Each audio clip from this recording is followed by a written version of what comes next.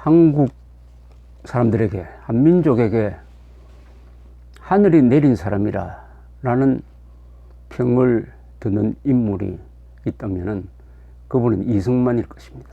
이승만. 당시의 한민족의 수준보다도 너무나 월등한 분이었습니다. 그분은 동양과 서양의 학문 교양을 최고 수준에서 통합한 사람이었습니다.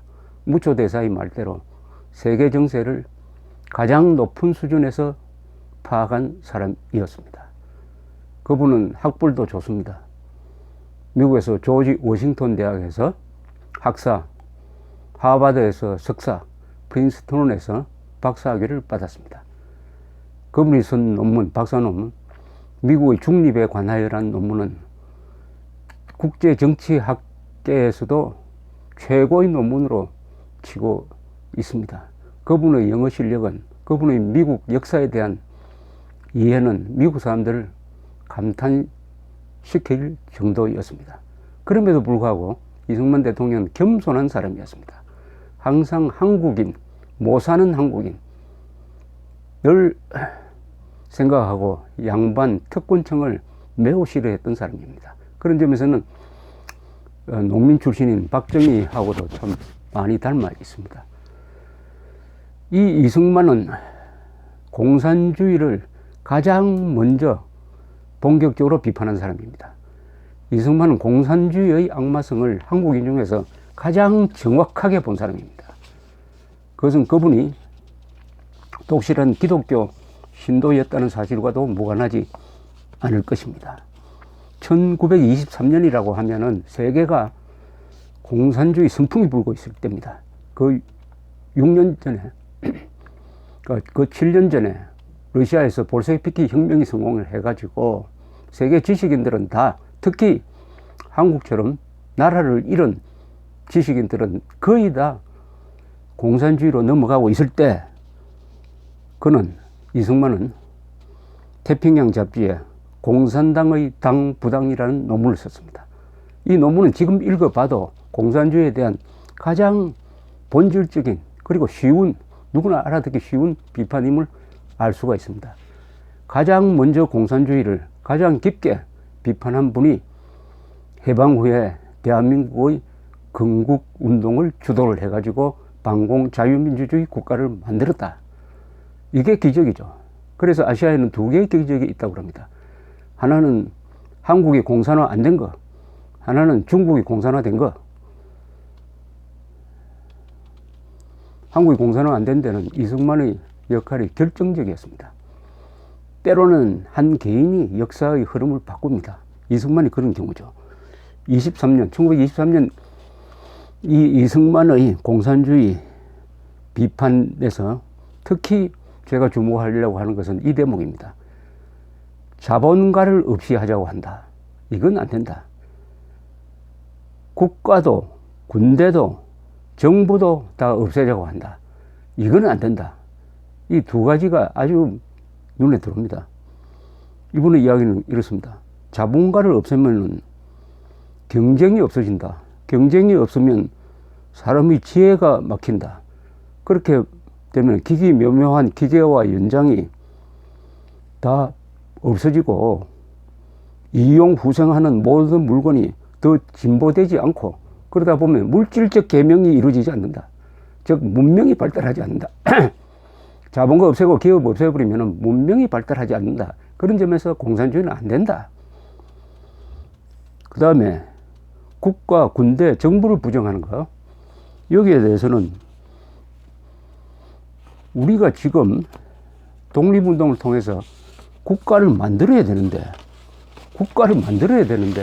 국가를 부정하는 공산주의, 계급을 국가보다 더 위에 놓는 이런 공산주의 휩쓸려들면 어떻게 되느냐. 안 된다. 두 개가 핵심이죠. 지금도 공산주의 비판을 하려면 이 두 개를 가지고 비판해야 됩니다.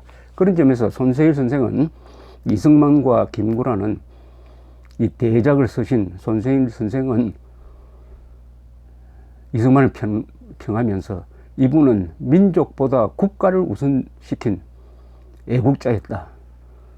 기독교적 이념을, 자유민주주의 이념을 동양에서 세우려고 한 분이다. 뭐 이렇게 평을 했습니다. 그런가 하면은 또 다른 대통령이 한 분 계시죠. 김영삼 씨입니다. 김영삼 전 대통령은 1993년에 취임식을 했습니다. 취임식. 이 취임식 연설이 참 문제입니다. 이 김영삼 대통령의 취임식 연설은 또 다른 면에서 한국의 역사를 바꾼 연설입니다. 왜냐? 민족과 국가와 이념에 대한 무지, 오해가 이 연설에 들어갔고, 그런 생각이 그 뒤에 이 사람의 정책에 반영이 되어 가지고 남북 관계에서 우리가 불리해지고 우리 손으로 대한민국의 정통성을 부정하는 방향으로 가고 총체적으로 좌파에게 이용당했다. 그래서 저는 어떤 면에서 보면은 김영삼 씨는 보수 정치인이라고 자처하고 또 그런 면이 없는 것은 아닙니다만은 대통령으로 있을 때는 좌파 숙주 역할을 했다. 이렇게 저는 평하는데, 문제의 연설은 이겁니다. 1993년 대통령 취임 연설입니다. 저도 그 자리에 있었어요. 이 말이 나왔을 때 전율이 왔습니다. 이렇게 연설을 합니다. 김일성 주석에게 말합니다. 어느 동맹국도 민족보다 더 나을 수는 없습니다. 어떤 이념이나 어떤 사상도 민족보다 더 큰 행복을 가져다 주지 못합니다. 김 주석이 참으로 민족을 더 중요하게 생각한다면, 그리고 남북한 동포의 진정한 화해와 통일을 원한다면 이를 논의하기 위해 우리는 언제 어디서라도 만날 수 있습니다. 따뜻한 봄날 한라산 기슭에서도 좋고, 여름날 백두산 천지 못가에서 몰가에서 만나도 좋습니다. 거기서 가슴을 터놓고 민족의 장래를 의논해 봅시다. 참 문학적으로 쓰여졌네요. 그러나 이 말 하나하나가 다 독입니다. 어느 동맹국도 민족보다 더 나을 수는 없습니다. 이게 민족지상주의입니다. 민족지상주의. 아니, 어느 동맹국도 했을 때 어느 동맹국은 미국입니다. 미국도 같은 민족인 북한보다 더 나을 수는 없습니다. 바로 그렇게 번역이 되는 거죠. 어떤 이념이나 어떤 사상도 민족보다 더 큰 행복을 가져다 주지 못합니다. 이거는 거의 망발 수준이죠. 그러면 자유민주주의도 같은 민족보다는 더 중요한 게 아니니까 북한의 사회주의 독재도 같은 민족의 사상이니까 그것을 허용하든지 그것과 섞어야 된다, 이런 뜻 아닙니까? 그러면 행복해집니까? 어느 동맹국도 어떤 사상도 민족보다 못하다, 이러면 한미동맹이 있을 이유가 없습니다. 자유민주주의를 우리가 목숨 걸고 지켜야 할 이유가 없는 것입니다. 대한민국의 정통성과 정체성을 대통령이 스스로 부정했습니다. 근데 이 연설이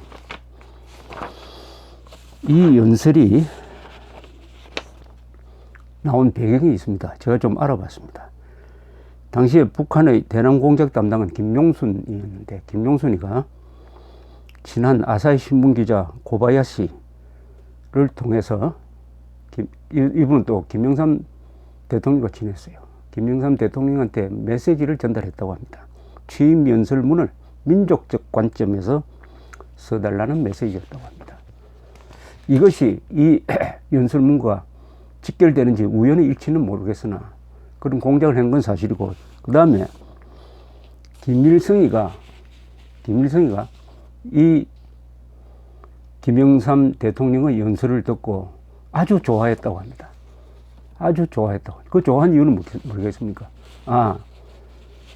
김영삼을 김영삼 대통령을 표적으로 해서 공작을 펼치면은 이 이른바 민족주의를 앞세운 대남 적화 전략이 먹혀들겠구나, 이렇게 판단했다는 것이겠죠. 어떻게 보면은 참 아찔한 순간이었습니다. 그 뒤에 김영삼 전 대통령의 행태를 보면은 국가 이념, 동맹국보다 민족이 더 중요하다는 것을 실천에 옮기는 것을 알 수가 있습니다. 우리 현대사의 가장 중요한 건물인 중앙청을 그때 국립박물관으로 쓰고 있었는데, 이게 조선 총독부라고 해서 부숴버렸습니다. 우리 한국 현대사의 가장 중요한 건물입니다. 그것을 1945년 8월 15일에 부숴서는 몰라도 그 건물에 우리 현대사의 추억과 기억이 더 씌워져 있는, 말하자면 역사 그 자체인데, 이것은 일종의 역사 파괴입니다. 소위 역사 바로 세우기라고 해가지고 12.12 사건, 5.18 사건을 재조사해가지고 그것도 소급 입법을 만들어가지고 전두환, 노태우 전 대통령을 구속을 했습니다. 그리고 한국의 현대사는 그 정통성이 상해 임시정부에서 바로 자신의 문민정부로 연결된다라고 이야기함으로써 한국 현대사의 그 앞 정권의 정통성을 다 무시해버렸습니다. 상해 임시정부와 문민정부만 남고 다른 정부는 정통성이 없는 걸로 되어버렸습니다. 이게 개성되어 가지고 문재인 대통령이 상해 임시정부 수립이 마치 대한민국 건국보다 더 중요하다고 생각하도록 만든 거 아니겠습니까? 문민이란 말도 잘못된 말이죠. 문민정부라고 했어요. 그럼 군인은 정부에 끼이지도 못한다는 이야기 아닙니까? 이건 국민 분열죄인 것이죠. 자, 이렇게 해가지고, 그리고 정교조 교사들을 노태우 정부가 이것은 이념적으로 불온하다 해가지고 다 추방을 했는데 1,500명을 다시 복직시킨 사람이 김영삼 당시 대통령, 그 정교조를 합법화시킨 사람이 바로 김대중 대통령이었습니다. 이렇게 본다면은 김영삼과 이승만, 공산주의의 본질을 안 사람과 모르는 사람, 민족과 국가의 차이를 안 사람과 모르는 사람, 국가를 민족보다 위에 놓은 이승만과 국가를 민족보다 밑에 놓은 김영삼, 두 극단적인 대조를 이루는 두 대통령이 있었다는 사실을 알 수가 있습니다. 이 민족을 파는 사람들이 항상 다른 쪽에 하나 무기를 갖고 있습니다. 그건 친일 마녀 사냥입니다. 반공주의자도 친일로 모르고 애국 보수 세력도 친일로 봅니다. 친일이라는 이 무기, 이게 국가를 파괴합니다. 국가의 통합성을 파괴합니다. 그런데 친일과 친북, 그럼 누가 더 나쁘냐? 이걸 제대로 정리를 해야 됩니다. 친일과 친북 중에 누가 나쁘냐? 친일은 민족 반역이라고 할 수 있습니다. 친북은 국가 반역이죠. 어디가 더 나쁩니까? 국가가 민족보다 더 우월한 존재이므로 친북이 친일보다 더 나쁩니다. 친일할 때는 그때 대한민국이 없었습니다.